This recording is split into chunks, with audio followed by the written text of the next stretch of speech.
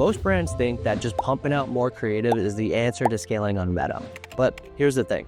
I've seen companies produce hundreds of ads that all flop because they're just making the same thing over and over again. At Obvi, we test about 50 new creatives every single week. But it's not just about volume, it's about building a system that consistently produces winners all the time.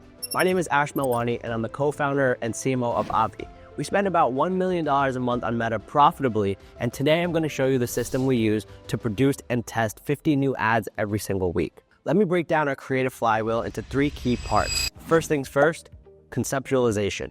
This is where a lot of brands mess up. They jump straight into production without a clear strategy. Here's what we do to kick off ideation. First things first, we have weekly meetings with our media buyers, designers, and creatives team. Then we review performance data from the previous weeks within our ad account. Then we map out new concepts against core frameworks like problem, agitate, solution. Then we mix different content types like UGC, polished ads, educational content, statics, videos. Here's my pro tip. We mine endless creative ideas from things like post-purchase surveys, product reviews, and comments from our ads. Your customer service tickets are also a great source of inspiration. Your customers are telling you what matters to them the most. You just have to listen. Number 2, analysis. Before we create anything new, we deep dive into our data. That includes hook rates, watch time, click-through rates, outbound clicks, outbound cost per clicks, you name it. And most importantly, we have to monitor our conversion rates. We're not necessarily obsessing about individual KPIs here. We're looking for patterns. What storylines are working, which hooks grab attention, what visuals drive action. And third, execution. This begins with our weekly production targets. So we're looking for 10 to 12 different angles per week. 80% of the time we're focusing on new concepts, while 20% of the time we're focusing on iterations on winners. And what we want is 3 to 6 new ads per angle. This will give us 30 to 70 different ads per week, focusing on different concepts. So the reason we go with this 80-20 rule is because we don't want to keep iterating on winners, because there's only a finite amount of people that will resonate with this particular concept, this particular asset type, and this particular messaging.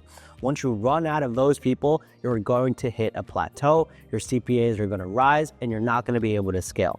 The scalability comes from finding new concepts consistently, which is why we spend 80% of our time finding new winners. So follow the 80-20 rule to pump out new ads and focus on iterating on winners. But here's what makes this system work.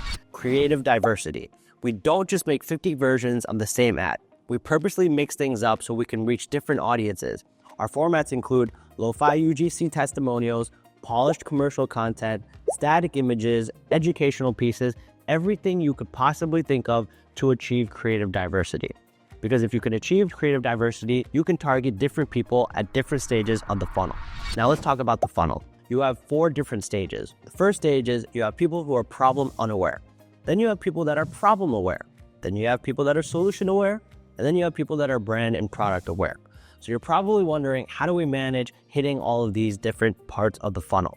Well, we treat it like an assembly line. Our in-house team handles core concepts while we work with multiple creative agencies for volume and fresh perspectives.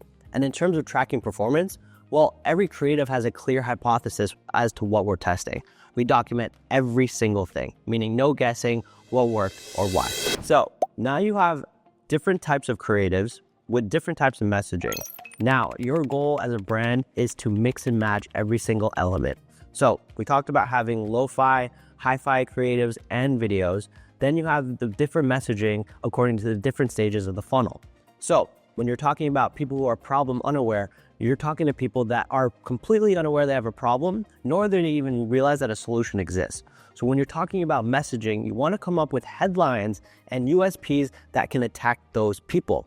Now, when you have that type of messaging established, now you can go and create videos, you can go and create statics, and then within those videos, you can have high quality polished videos or low quality polished videos, like your UGC style stuff.